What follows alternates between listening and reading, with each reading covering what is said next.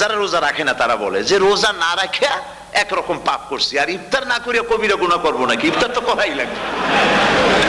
তো খুব মজা করে ইফতার করে তারা। তো সারাদিন রোজা রেখে পেঁয়াজি, ছোলা, বুট, মুড়ি খাওয়ায় যে মজা, সারাদিন ভাত খাইয়া তারপরে ইফতারের শরীক হওয়া, ছাগলে ঘাস খাইলে যেমন লাগে ওই রকম তার মুখে লাগে, এই মজা পাবে না। রোজাদারের যে মজা লাগে সেই মজা সে পাবে না।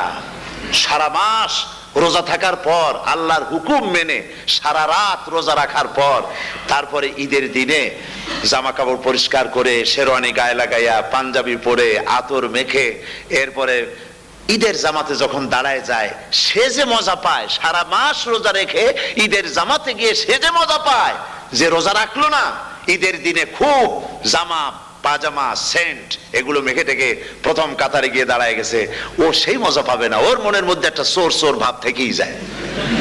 সে মনে মনে ভাবে এই জামাত আমার না, জোর করে আসছি, এইখানে দাঁড়াবার যোগ্যতা আমার নাই। মনের মধ্যে সে একটা অপরাধী ফিল করে, সে ফিল করতে থাকে। সুতরাং রোজাদারের জন্য দুইটা খুশি, একটা হচ্ছে ইফতারের সময়, আর একটা খুশি হবে যখন আল্লাহ তাদেরকে দেখা দেবেন। সুবহানাল্লাহ। এই রোজা আল্লাহ পাক দান করেছেন। আচ্ছা, কি জন্য রোজা আমাদের দিলেন? এই জন্য দিয়েছেন যে একটা মাস পৃথিবীর মুসলমানরা না খেয়ে থাকুক দিনের বেলায়, ওই না খেয়ে থাকার যে খাবারগুলি বাঁচবে, এগুলি আল্লাহ অন্য কোনো এলাকার মানুষদের খাওয়াবেন নাকি?